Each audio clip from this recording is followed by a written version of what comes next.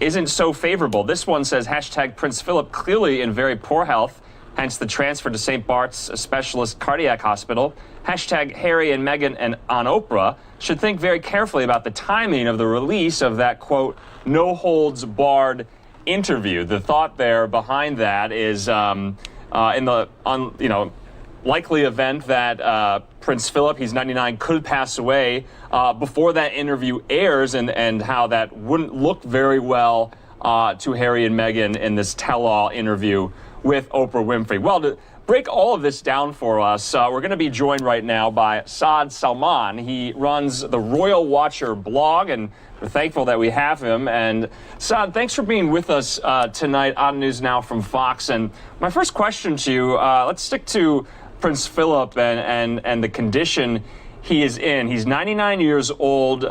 He's been in the hospital, in and out of the hospital, really many times over the last several years. What do you think his condition is right now, and what do you think the royal family is doing to prepare in the unlikely or likely event in his passing? Has around and recent kind of going into hospital was to basically put him under observation, and now him going being transferred to St. Bartholomew's is really an indication how serious the situation is and how basically anything could happen at this point.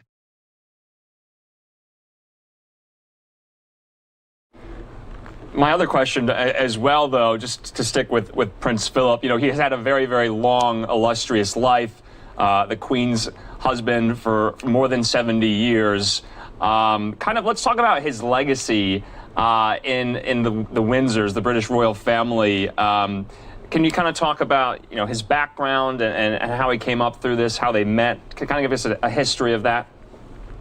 Yeah, so Prince Philip was born to Prince Maurice in Denmark in 1921, and he was related to the royal family as a great-grandson of Queen Victoria, and he has basically been the oldest and longest-serving British consort for almost the past 70 years. His most enduring legacy is the Big Duke of Edinburgh Awards, which has helped millions of people around the world.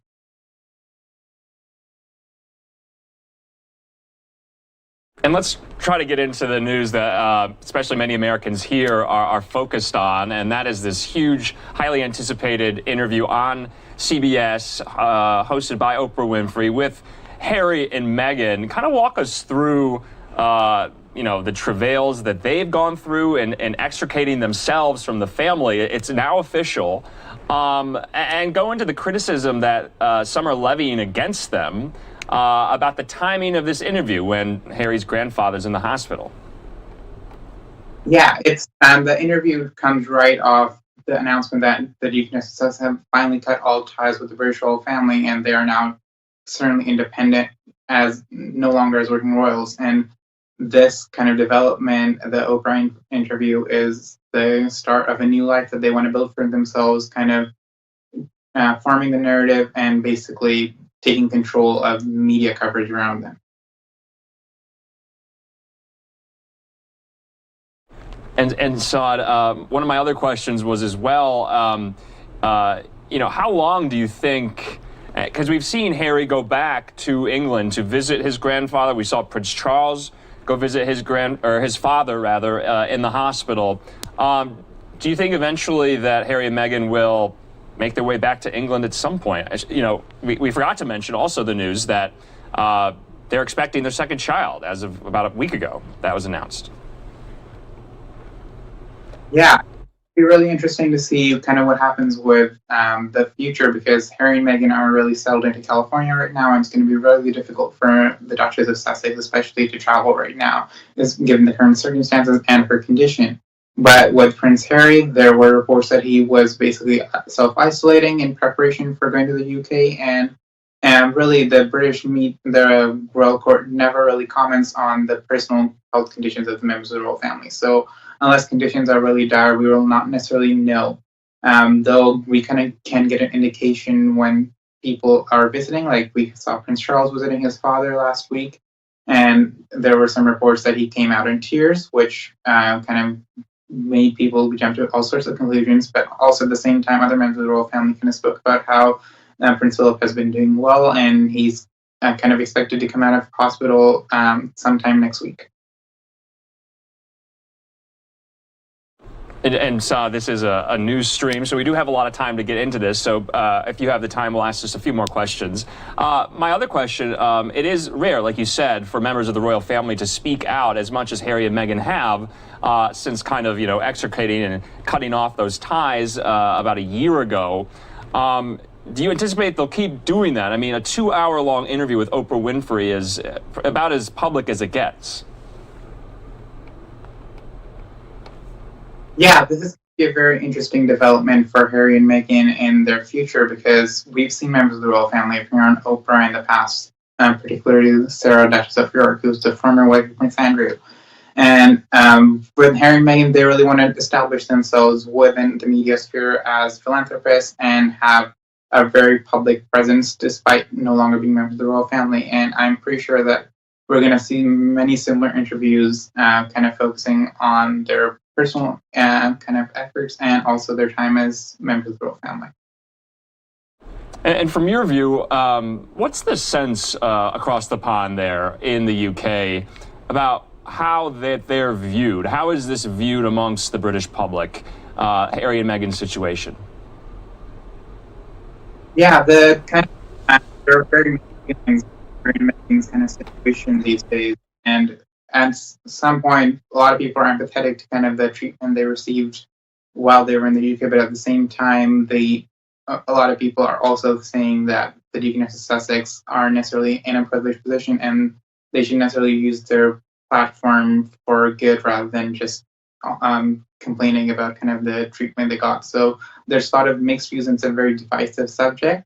And especially in recent weeks, a lot of people in the UK do feel kind of angry and that really their efforts of the people who did welcome the Duchess of Sussex with open arms are really being ignored and overlooked in kind of this narrative that they're kind of portraying that people were attacking them. And for someone who follows the royals so closely, what will we be watching for in the next couple of days, especially with this interview? So with the interview, we're can expect to see lots of kind of revelations about the Deaconess of Sussex's life as members of the royal family. And however, that's not going to be the main focus. It's going to be on the life that they created in California and what their personal and kind of charitable interests that they're trying to keep on despite no longer being in the UK. And it's going to be very interesting to see kind of how that they are developing their new roles using the platform that they had in the royal family. All right, Saad Salman, thank you so much for joining us. Just last question for you. Tell us how you got into following the royals so closely. Tell us a little bit about the Royal Watcher blog. It's just kind of interesting. Yeah, so I've been the founder editor of the Royal Watcher for the past 5 years, and I cover royalty from around the world and focus on pastoral events, current events, and royal jewels, weddings, almost everything you can imagine. And I've been really interested in royalty since I was a child and kind of developed into a fascination, and I'm really glad. Why do you think Americans particularly are so kind of enraptured and enthralled by the British royal family? Yeah, that's because in a sense, Americans don't necessarily have the royal family as a cultural institution, so they look at them more as a celebrity. And for them to kind of follow the British royal family is very different from how a British person would follow the royal family, in which they look at them as kind of taxpayer-funded public servants, while Americans look at their lives and their glamour and kind of their events and kind of follow them for the fun of it. And I forgot to ask this just lastly, though, going back to Prince Philip and his condition, 99 years old, he's lived a hugely successful, illustrious, legendary life, but also kind of in the shadow of the Queen because he is the Queen's husband. But, we are in a pandemic, and if the worst happens, if worst case scenario happens, Prince Philip dies in the next few days, the next few weeks, What do funeral arrangements look like in London? Can there be a state funeral? Would there be a state funeral for the spouse of the Queen? How does that all work? So yeah, all members of the royal family have some kind of rough plan for their funerals. They have different code names. We've learned in recent years that the Queen's kind of code name for her funeral arrangements is called Operation London Bridge, and similarly, the Duke of Edinburgh's kind of funeral plans are called Operation Forth Bridge. And for royal consorts, they don't necessarily have a state funeral, which is reserved for the monarch and kind of legendary public figures, but he'll have what is called a royal ceremonial funeral, which would be similar to what the Queen Mother had or Princess Diana had. And that basically involves kind of most of the elements of a state funeral, which they'll be lying in state. There's a big funeral at Westminster Abbey, and then a procession through London to Windsor Castle.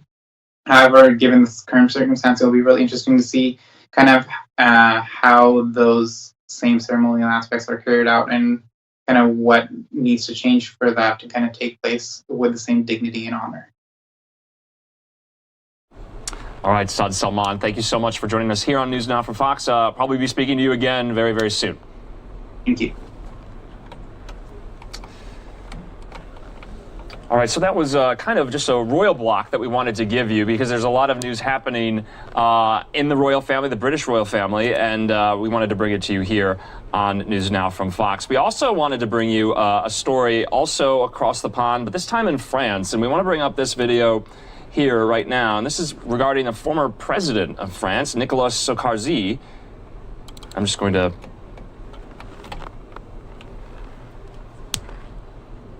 The former French president, Nicolas Sarkozy, is found guilty in a corruption case. Sarkozy learning his fate Monday in a Paris courtroom. He was convicted of corruption and influence peddling. The 66-year-old politician was sentenced to a year in prison and 2-year suspended sentence. But the judge says he can request to serve that time at home wearing an electronic bracelet. Sarkozy, who was France's president from 2007 to 2012, was accused of illegally getting information from a judge about an investigation targeting him. Later this month, he faces another trial on charges of illegally financing of his 2012 presidential campaign. You're just looking at video right there outside of the Paris courthouse where he was sentenced today. There he is walking into court, waving to the cameras. So that was just one of the other European stories we wanted to get to here on News Now as well. We're going to take a quick